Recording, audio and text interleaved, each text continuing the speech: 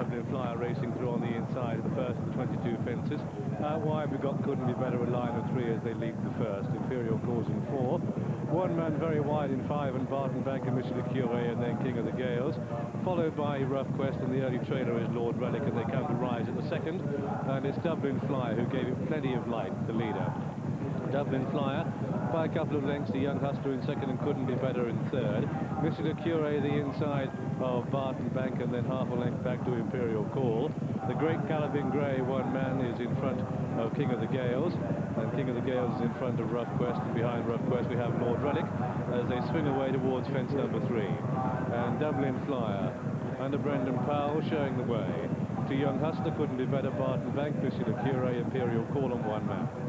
On towards the third, Dublin Flyer towards the inside, the yellow sleeve jacket, Young Hustler, Couldn't Be Better, working out 3 deep. And then Imperial Call from Barton Bank, and back on the inside, the orange colours, Monsieur le Curé. One man and Richard Dunwoody sitting in 7th place at this stage as they head towards the next. It's the water jump, and Dublin Flyer landed in front from Young Hustler. Couldn't Be Better next. Imperial Call towards the outside of Barton Bank, and then Monsieur le Curé from one man as they head towards an open ditch over which the leaders landed safely. Back in the field, Rough Quest, King of the Gales, and Lord Relic is a bit remote. The next is a plain fence, and it's Dublin Flyer almost joined by Young Hustler and Couldn't Be Better. And then Imperial Call. Oh, Monsieur le Curé turns a somersault there, and the others did well to avoid the horse as they make their way on the far side. Dublin Flyer continuing to lead, and it's Dublin Flyer from Young Hustler in second, Couldn't Be Better in third. Imperial Call is next as they jump the next, and a bad mistake by Barton Bank. Barton Bank, oh, he does make mistakes around here. King of the Gales the inside, then Rough Quest, and the back marker is Lord Relic. Climbing then towards another plain fence. The fence is beginning to take their toll. Dublin Flyer out in front from Young Hustler, then Couldn't Be Better in third. In fourth is Imperial Call. One man, the favourite's been jumping well so far on the outside of Barton Bank as they reach the top of the hill. And begin the descent for the first time with Dublin Flyer leading.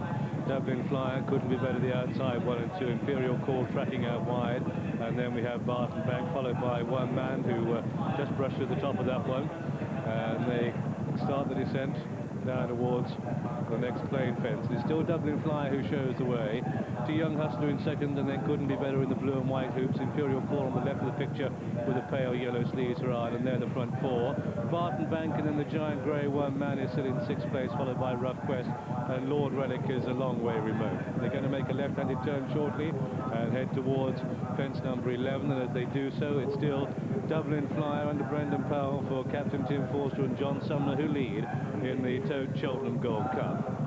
Young Hustler is second, and then Couldn't Be Better racing in third, and behind that one Imperial Call. Then Richard Dunwoody pulls one man out wide as they take the 11th, and one man is about 5 lengths off the pace, which is still being set by Dublin Flyer. Dublin Flyer and the Young Hustler as they come to take what will be the last next time round, and it's Dublin Flyer, Young Hustler 1 and 2. Couldn't Be Better, Imperial Call, Barton Bank, and one man.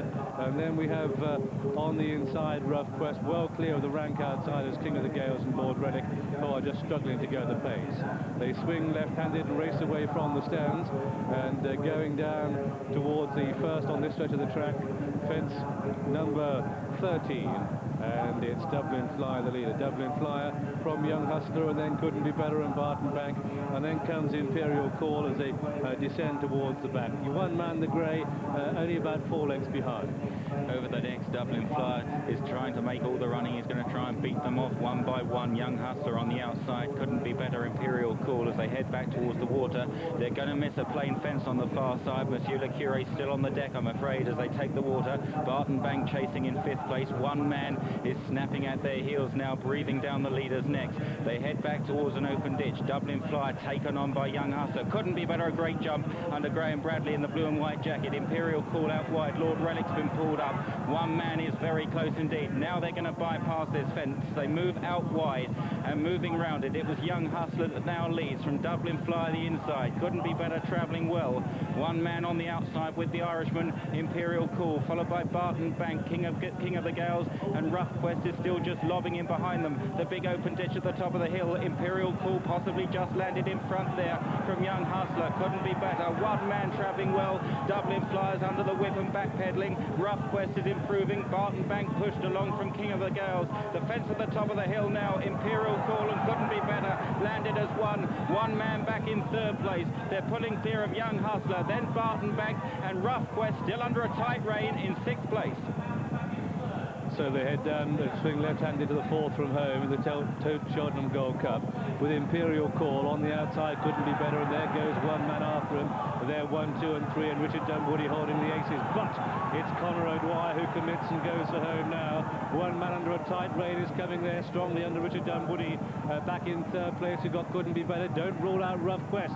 Red cap under Mick Fitzgerald staying on, that was 3 out, and it's Imperial Call pressed on the outside by one man. They've got just over a quarter of a mile to go and 2 more fences to jump, and it's Ireland plays England, and it's one man the outside of Imperial Call as they make the final turn, and Imperial Call the inside, and one man there, 1 and 2. Both have stamina doubts, and Rough Quest is closing in on them as they come down towards the second last, and Imperial Call looks the stronger now as he comes to take the second last. It's Imperial Call, he's over safely, but Rough Quest is closing in on him. Here goes Rough Quest under Mick Fitzgerald. It's Imperial Call in the lead as they come down towards the final fence, the 22nd and final fence. Imperial Call for Ireland, and what a big leap. Rough Quest is second. One man is a very tired horse, he doesn't stay, but they come up the hill. It's Imperial Call who's going to go and take the race for Ireland. It's Imperial Call and Conor O'Dwyer in his first race of the Gold Cup. He's going to lift an Imperial Call for Fergie Sutherland, and at the post, Imperial Call, the winner. Rough Quest is second, and couldn't be better is going to be staying on for third.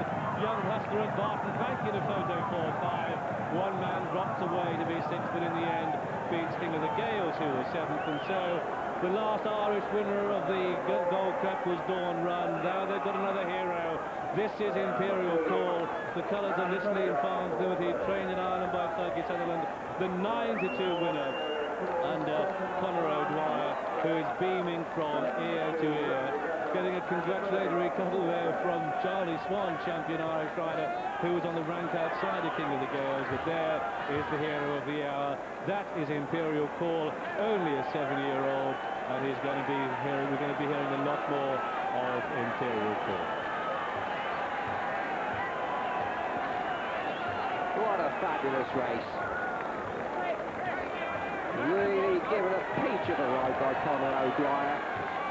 Just tracked around the outside most of the time. And what a lovely horse this is.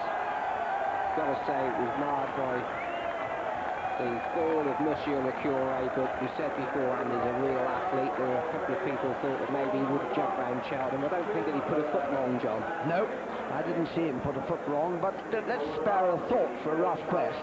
Everybody had forecast that Rough Quest would give Mick Fitzgerald a wonderful ride, and it was true in reverse as well. Well, sadly, one man's stamina limitations seem to have been revealed. He was still going strong at 3 miles, but from there on, it was strange country and he couldn't handle it. Well, you're going to want earplugs when this horse comes into the winner's enclosure, because the roar that's gone up just as Connections has walked back in here was loud enough. When horse and jockey return, well, it'll be deafening. Great moment for Conor O'Dwyer. Just being congratulated here by David Nicholson. Knows what it's like to train the winner of a Gold Cup, Barton Bank. Made his usual couple of mistakes. He did get round, however, this year, given a good ride by Tony McCoy, but the tremendous race from the top of the hill, and at that point, that was the one fence for me that I thought just might catch this horse out. Conor O'Dwyer got a couple of lengths at that, able to put his goggles down. He's got the inside berth. Look on the outside. Richard Dunwoody absolutely running away. Just came on and off the bridle a couple of times throughout the race, one man. Couldn't be better, just begins to get tired all the way. Rough Quest just beginning to peg them back inch by inch, given a lovely ride by Mick Fitzgerald. Had him in the right place throughout the race. You could just see slapping this old grade down the shoulder here, Richard Dunwoody. You could feel him getting tired underneath him. Conor O'Dwyer, though, this horse just twigs his ears coming up to the second last. There was always a little bit of petrol left for him. Yes, there's petrol left there, but sadly, out of the grey it has run. poor old one man, and his stamina's exhausted going to the last. Now just look at Rough Quest. Mick Fitzgerald still keeping hold of him. He still doesn't want to challenge too soon, but sadly, when he does challenge now, he picks up the whip, asks Rough Quest, but he's chasing Daylight, and here's the trainer, there's Fergie Sutherland, watching. He's not showing any very much emotion, but lost a leg in Korea. He knows about battles, and what a triumph for him. Surely he'll smile in the end.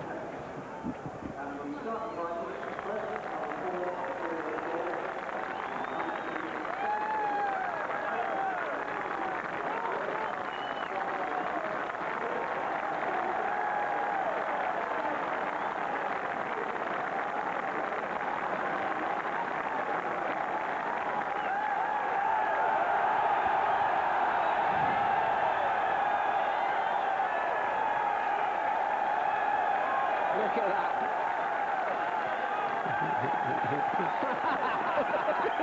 He's going to go straight on out to that fence.